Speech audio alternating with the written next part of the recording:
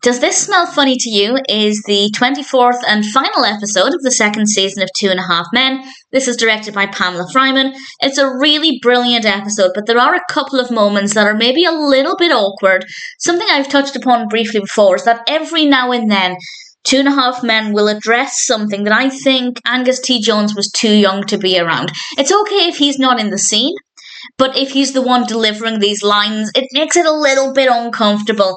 And obviously as he gets older, that's less of a problem. But in the earlier seasons, it's just a bit uncomfortable. So I will mention a couple of those moments. And there was one moment when I genuinely gasped at what he said. It was kind of funny, but also kind of not. So there are a couple of moments that were a little awkward, but in general, I think this is a brilliant episode with a really great narrative structure. So as I said, there will be spoilers from now, and it starts off with Jake giving a report at class, and he stands up at the front, and we see all of the other children there, and he makes a joke about it being a good job it's not a rectal report, which I thought was pretty clever, and he then starts to give this talk or this report about what he did at the weekend. And this is what the whole episode is. We get to see this weekend unfolding, and every now and then it cuts back to Jake. And I think generally the pacing there, or the frequency at which we cut back to Jake, was really good. It wasn't so frequent that we were constantly being pulled out of the story, but it was frequent enough that we were being reminded of the narrative structure. So I think they did a really good job there. The first thing that happens is that Judith comes over, and I should point out that I didn't remember this episode in any great detail. I've mentioned before, I won't go on about it, but I used to binge watch the show about a decade and a half ago. Certain moments stick with me, certain ones don't. As a whole, I didn't remember this episode, but I absolutely painfully remember Alan mocking Judith when she had left with the way he said legal consequences, to the point where whenever I read or hear the words legal consequences, that's how I hear it. And that has been the case for more than a decade. So thanks to the show for that. Judith comes over and complains that Jake had tried to tip her with a chip from Caesar's Palace. Obviously not something a young child should be exposed to. Needless to say, this is Charlie's fault. We then cut back to Jake, and this is the first time where I really thought in this episode that maybe there were things Jake shouldn't be saying, by which I mean Angus T Jones was very young and shouldn't be saying this. He tells the class that they were watching various films, including The Spy Who Shagged Me, and he points out, and I quote, "Shag means sex in England," which is true. But even though that's not what it means in the States, I still don't think Jake should be saying this, and indeed saying this to a class of young children.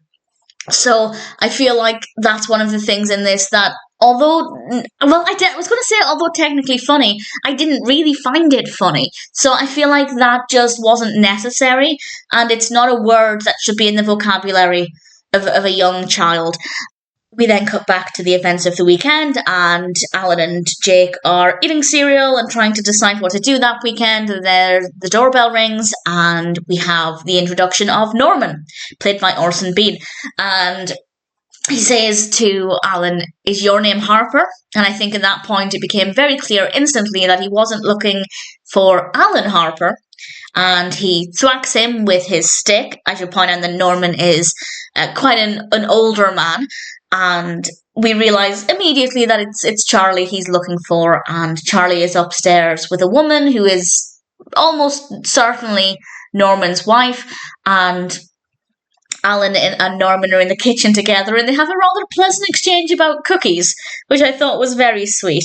And then Alan says, "Speaking of tasty cookies," just as Berta walks in, which was fabulous. And I didn't actually write down anything that Berta said, but pretty much that's because everything that came out of her mouth in this episode was fantastic. I love what she brought to this.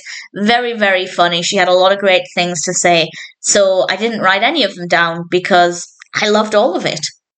Eventually, Charlie does come downstairs and confronts him, not expecting an older man. And meanwhile, Jake is looking for his Game Boy, and he happens to see this woman climbing out of the window and climbing down the side of the house to obviously flee the scene. And Jake's not really thinking too much into it, which I think is an interesting point, because on the one hand, as I've been saying, Jake is exposed to a lot of things that a young child shouldn't be. That's kind of the point of the episode. But at the same time, because he's quite naive, he's just not taking any of it in. And I think that that's also something that's worth remembering, that even though a young child might be exposed to something inappropriate, because they are young, they're not really thinking too much into it. So there is a bit of balance there. Jake is looking for his Game Boy, and I will point out, and I mentioned this in a couple of episodes ago, he keeps calling it his Game Boy. And I googled it, and people were actually saying it's a DS. I can confirm it definitely is an early Nintendo DS, because we get a clear shot of the controls, and I was able to compare it. So from now on, that is going to drive me up the wall. I want to know why they keep referring to it as a Game Boy. Were the early DSs kind of loosely referred to as Game Boys, or is it just something that they weren't thinking too much about? Should I get irritated by it? I can confirm either way, it definitely is a DS. And Jake, in looking for his Game Boy, phones Judith, obviously asking her if she can find it and bring it to him. And he says to her, and I quote, and this is the bit where I genuinely gasped because of just how easily Jake said this and how inappropriate it is. And he says to Judith, and I quote, "Can't you just dry off and put on a robe? There's another $25 chip in it for you."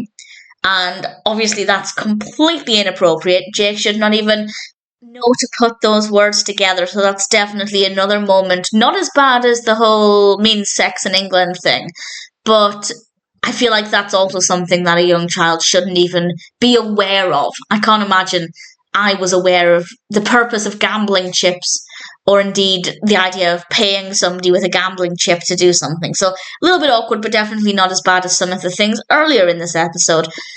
We then have quite a moving scene, actually, between Norman and Charlie, and I really liked how this played out. Norman basically tells Charlie that he was once a player like him, and he gives Charlie some advice, not so much telling him to stop being a player, but to think about the kind of people he might be thinking of settling down with one day. And Norman is about to leave. He takes the box of cookies with him at Charlie's insistence, and then Evelyn comes in. And she meets Norman, and we do have an exchange that I rather enjoyed, and Evelyn says, "You look like my fifth husband," to which Norman replies, "How many times have you been married?"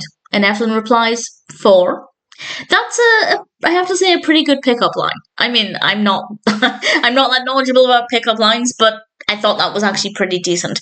And then we cut back to Jake's talk. And we're there very briefly before we're back in the main action, and Jake needed to pee. Unfortunately, he couldn't go in the house because, as I think Alan found out, Evelyn is busy in there with Norman.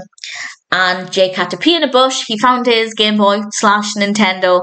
And then we are actually, after Jake has given his talk, we're at the dinner table with Charlie and Alan, and Jake is pointing out that he got a C-, and he has given the talk that he wrote to his mother to read that weekend. And needless to say, that's how we end the episode, but needless to say, Judith's probably going to have a few things to say about that. However, at the same time, we the viewer don't necessarily know what's in that talk, because we got to see things that Jake obviously wouldn't have been privy to. He wouldn't have listened to the conversation with Charlie and Norman. He wasn't there when Alan offered him cookies. So there are things that happened that Jake wouldn't have put in his talk. And Jake mentioned that he cut out all of the boring bits, summarising, as he called it. And I feel like to a child, all of the boring bits would actually be the really problematic bits that Alan wouldn't want to be in that talk. So I feel like it's probably just going to be a paper about Jake looking for his Game Boy, and maybe things will not be as bad as Alan fears. Or maybe it's worse than Alan fears. Who knows? Either way, as an episode, really thoroughly enjoyed it. Some very funny moments, a really solid way to end a really great second season. As I've mentioned, there are a couple of things in this that I just think are maybe inappropriate for a child of Jake's age to even know about, let alone even speak about.